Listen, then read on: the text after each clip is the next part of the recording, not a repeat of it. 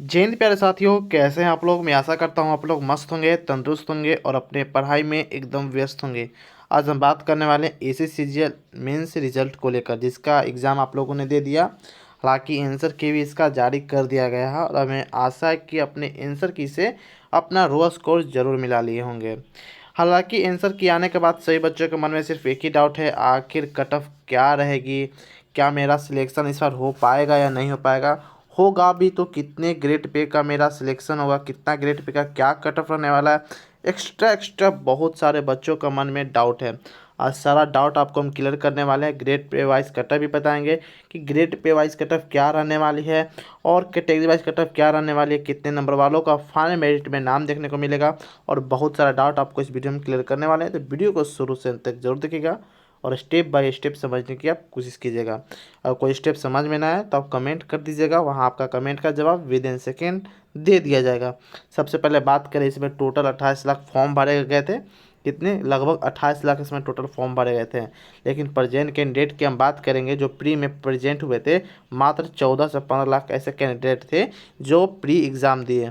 और इसमें से 10 गुना बच्चे को सिलेक्ट किया जाना था, यानी कि टोटल वैकेंसी 14,582 थी। इसमें 10 गुना बच्चे को सिलेक्ट किया जाना था, यानी कि 1,45,820 बच्चों को सिलेक्ट किया गया था मेंस एग्ज़ाम देने के लिए। लेकिन 1,40,000 के करीब ही बच्चे मेंस एग्ज़ाम देने पहुँचे हुए थे। और इसका ऑब्जेक्शन का लास्ट डेट 3 फरवरी रखा गया था। अगर आपने भी ऑब्जेक्शन लगाए होंगे किसी भी प्रश्न पर तो आपको बोनस अंक जरूर मिलेगा। लेकिन एक शर्त है कि बोनस अंक पाने के लिए आपको विथ प्रूफ देना पड़ता है कि हाँ, इस क्वेश्चन पर क्या फॉल्ट हुई है विभाग की तरफ से, आपको विथ प्रूफ सिद्ध करना पड़ेगा या प्रूफ करना पड़ेगा।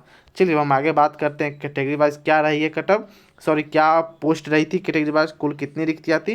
तो मैं आपको बता दूं, जनरल के लिए 6183 पोस्ट थी, ओबीसी के लिए 3721, एससी की बात करेंगे तो 2167, एसटी 1088, और बात करें अगर ईडब्ल्यूएस की तो 1423, एसएम की 350, ओएच 158, एचएच की बात करेंगे 153, वीएच की बात करेंगे तो 151।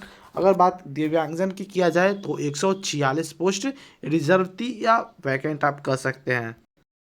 अगर हम आगे बात करेंगे एग्ज़ाम डेट को लेकर, तो आपका एग्ज़ाम डेट इस शेड्यूल से लिया गया था, यानी कि 18 जनवरी 2026 को डे 1 स्किल टेस्ट यानी कि डीएसटी आपका लिया गया था। और 19 जनवरी डे 2 के दिन आपका सारा सब्जेक्ट वाइज टेस्ट, जैसे कि मैथमेटिक, रीजनिंग, इंग्लिश और कंप्यूटर टेस्ट वगैरह सारा कुछ आपको लिया गया था 19 जनवरी को। और 18 जनवरी को आपका स्किल टेस्ट टाइपिंग वगैरह कराई गई थी।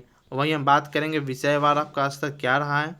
तो मैथ के लिए विषयवार स्तर अगर बात करेंगे तो मॉडरेट रही थी, और वहीं रीजनिंग भी आपका मॉडरेट पूछा गया था। इंग्लिश मॉडरेट टू हार्ड और जीके आपका हार्ड लेवल का पूछा गया था। यह सभी का अलग अलग हो सकता है, आपके और हमारे तैयारी पर निर्भर करती है। अगर आपकी तैयारी बढ़िया होंगी, अच्छे तरह से होंगे, तो आप इस सारा सब्जेक्ट आपको मॉडरेट लगा होगा। लेकिन अगर आपने जैसे तैयारी कम की तो आपको मैथ यहाँ हार्ड देखने को मिल सकता है, क्योंकि सीजल का जो मैथ होता है काफ़ी हार्ड लेवल का पूछा जाता है। लेकिन अगर आपने तैयारी अच्छी की है तो मॉडरेट पूछा गया था। हालांकि मॉडरेट इस तरह मैं कह सकता हूँ कि इसमें जो भी बैठते हैं बच्चे मेंस में, वह अधिकतर ज़्यादातर 50% से ज़्यादा ऐसे बच्चे होते हैं जो पहले से किसी न किसी एग्ज़ाम में सिलेक्टेड रहते हैं और गवर्नमेंट जॉब करते हुए एग्ज़ाम देते हैं वो अपना होम पोस्टिंग के लिए। तो काफ़ी बच्चों का जो इसमें आया था रिव्यू कि मॉडरेट पूछा गया था, उनके लिए मैथ तो मॉडरेट ही होगा। अगर आप नए हैं, बिगनर हैं, तो आपको मैथ वहाँ हार्ड भी देखने को मिल सकता है। तो ये आपके और हमारे तैयारी पर निर्भर करते हैं। चलिए आगे हम बात करते हैं, अगर परीक्षा का विश्लेषण और महत्वपूर्ण बिंदु के बारे में थोड़ा हम जान लें, तो इसमें अगर मैं बता दूं कंप्यूटर में 30% से अधिक बच्चे हैं जो फेल कर गए, यानी कि वह क्वालिफाइंग मार्क्स भी नहीं है। क्योंकि आंसर के आने के बाद जो भी बच्चे एक्सेप्ट कर रहे थे कि मेरा इतना नंबर आना चाहिए और इतना नंबर आना चाहिए, लेकिन उन सभी का नंबर में घटाव देखने को मिला है। और घटाव तो इतना भी ज़्यादा देखने को मिला क्योंकि कंप्यूटर में बहुत से बच्चों अपना पासिंग मार्क्स भी नहीं ला पाए। अंग्रेजी में वहीं लगभग 20% बच्चा यहाँ भी फेल कर गए हैं। नो रिलेशन और बोनस मार्क आपको कट ऑफ तय करने में काफ़ी सहायता प्रदान करने वाली रहेगी इस बार, क्योंकि जो कंप्यूटर है उसमें बोनस अंक मिल सकते हैं। कंप्यूटर में बोनस अंक मिलना तय है, लगभग 80% उम्मीद है कंप्यूटर में बोनस अंक जरूर मिलेगी। और यही आपका नॉर्मलाइजेशन और कट ऑफ तय करने में काफ़ी प्रभाव यही डालेगा, क्योंकि जो वैसे बच्चे हैं जो कंप्यूटर में फेल कर गए हैं, तो अगर आप कंप्यूटर में ज़्यादा क्वेश्चन सही किए हैं तो आपको बोनस अंक मिल सकता है। आगे हम बात करेंगे प्रमुख पदों और रिक्तियाँ के बारे में। तो असिस्टेंट सेक्शन ऑफिसर यानी कि ASO CSS में 682, inspector of income tax CBDT 389, sub inspector CBI में 93, assistant section officer ministry of railway में आपको 48, और बात करें executive assistant 183, assistant ASO intelligence bureau में आपको 197 पोस्ट, और सब इंस्पेक्टर में 30 पोस्ट, और सब इंस्पेक्टर NIA में लगभग 14 पोस्ट रिक्तियाँ थे। काफ़ी अच्छे पोस्ट माने जाते हैं CGL के तरफ से। अब आगे हम बात करेंगे अगर ग्रेड पे वाइज, तो 4600 ग्रेड पे में आपको असिस्टेंट सेक्शन ऑफिसर देखने को मिलेंगे जो लेवल 7 की जॉब हो जाती है। ME सबसे अच्छा पोस्ट मानी जाती है, MEA CSS income tax inspector, GST inspector, और असिस्टेंट इन्फोर्समेंट ऑफिसर और नारकोटिक्स ऑफिसर काफ़ी अच्छे पद माने जाते हैं CGL के लिए।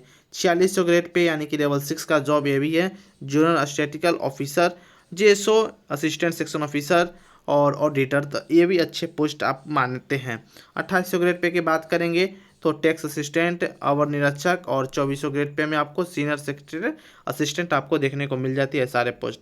अब हम बात करेंगे कितना पोस्ट के लिए आपका कट ऑफ, क्या कट ऑफ रहना चाहिए, किस पोस्ट के लिए आपको क्या कट ऑफ रहना चाहिए। तो अगर आप 4600 ग्रेड पे का सपना देखते हैं, अगर आपका ड्रीम है 4600 ग्रेड पे का, तो मैं आपको बता दूं अगर UR में 320 से 325 अगर आप ला रहे हैं तो आपको 4600 ग्रेड पे मिलना मुश्किल नहीं है, यानी क्या वो मिल सकता है। वहीं बात करेंगे OBC में 310 से 315, EAWS की बात करेंगे 300 से 310, और वहीं बात करेंगे SC 290 से 295, SC की बात करेंगे 280 से 285। अगर आप ST वाले हैं तो आपको 4600 ग्रेड पे मिल सकता है, ये कोई बड़ी बात नहीं है। जी हाँ दोस्तों, अगर इससे कम है तो आप अदर यानी कि 4200 ग्रेड पे यानी कि लेवल 6 का भी जॉब मिल सकता है। अगर आप इतना है, जैसे कि UR में 315 से 20 अगर आपका नंबर बन रहा है, रो स्कोर बन रहे हैं, तो आप 4200 ग्रेड पे यानी कि लेवल 6 के लिए जॉब के लिए एलिजिबल रहेंगे। OBC अगर आप हैं 305 से 310 नंबर ला रहे हैं तो ठीक ठाक है, आप लेवल 6 के लिए एलिजिबल रह सकते हैं।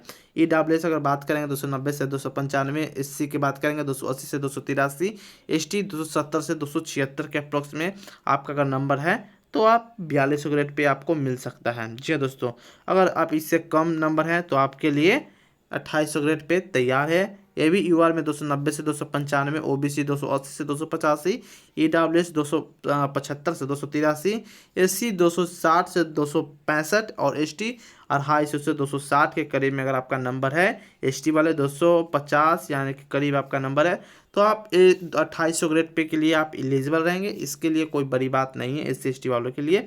बाकी UR में 290 से 295 अगर आपका बन रहा है तो आप 2800 ग्रेड पे के लिए भी एलिजिबल रहेंगे। चलिए हम बात करते हैं 2400 ग्रेड पे का कट ऑफ।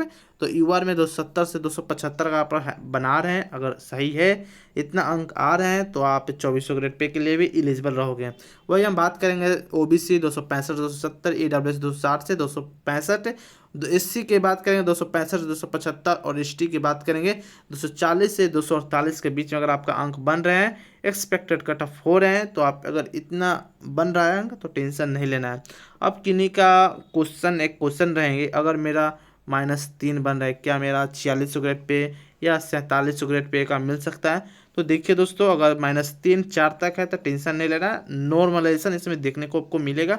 तो अगर आप हार्डशिप में एग्जाम दिए होंगे और सारा आपको बोनस अंक मिल गया, अगर भगवान से अगर आपको मिल गया बोनस अंक, तो आप 4600 और 4200 ग्रेड पे आपको मिल सकता है। 3-4 नंबर कम है फिर भी ठीक है। बाकी अगर इसमें भी 300-400 नंबर कम है, 3-4 नंबर कम है, तो इसमें भी आपको 2400 ग्रेड पे मिल जाएगा। जैसे अगर 265 है या 267 है, 268 है UR में, तो आपको मिल सकता है 2400 ग्रेड पे का। बाकी और भी इन्फॉर्मेटिव वीडियो के लिए आप हमारे चैनल को सब्सक्राइब कर सकते हैं, बेल आइकन दबा सकते हैं, क्योंकि CGL में से जुड़ी कोई भी जानकारी आती है तो सबसे पहले आपको इसी चैनल पर देखने को मिलेगी। तो फिर मिलते हैं कोई और इन्फॉर्मेटिव वीडियो में, तब तक के लिए जय हिंद जय भारत दोस्तों।